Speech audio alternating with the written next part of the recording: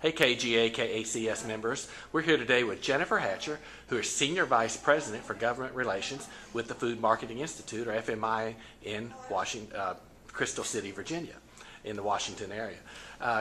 For those of you, I'd like to introduce you to Jennifer. She's been with FMI for about 12 years, and those of us that have been battling the credit card interchange fee, we owe a great debt of gratitude to Jennifer for her work over the last few years. So Jennifer, I just wanted you might tell us a little bit about how a few years ago when you started down this road, down the interchange battle, and how we got where we are today. No, thanks, Ted. It's great to talk to you because you were there on the ground floor when we really started all this out. And it's been a long process, but we've got a whole lot of great members and great state associations have been really working with real-life examples, and that's what's really made the difference when you can go to legislators and give them real-life examples of what's happening and the impact on the daily business of a store. The reforms that were made and are now in law, there are two of them that are already effective. The first one would allow you to provide discounts or other incentives for folks depending on the payment type that you want to encourage them to use. And then the second one allows you to set a $10 minimum, $10 or a lower amount minimum for credit card transactions. So you don't have to accept a credit card for anything under $10. The other reforms that the Federal Reserve is going to take to reduce debit fees to make them more in line with the cost of the transaction, those take place. The Fed will issue the rules in April, and then they will be effective in July of next year.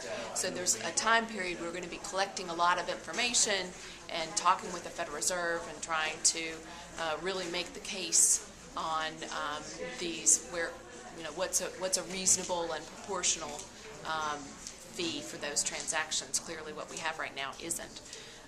There's one other reform that I also think is going to be really important, which is the requirement that on the back of those cards that they allow multiple bugs or multiple networks on the back of the cards. What we're seeing is a trend where the card companies are issuing cards with their only one network. So Visa will issue a card just with the Interlink network, which is a Visa-owned network, and clearly they're going to drive up the cost of that product and force you to go down that network.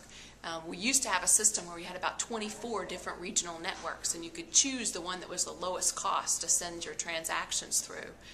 So I think this reform is going to have a huge impact on getting back to a more competitive system.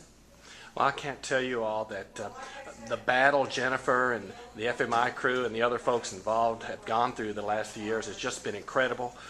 We're always in the grocery industry. We're trying to get the right product at the right price at the right place for our consumers.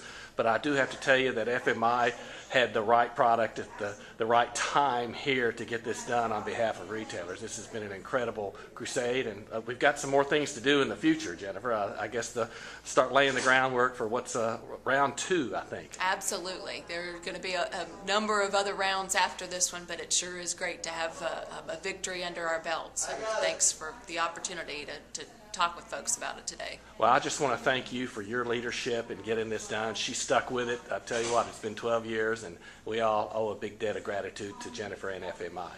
Thanks, Ted.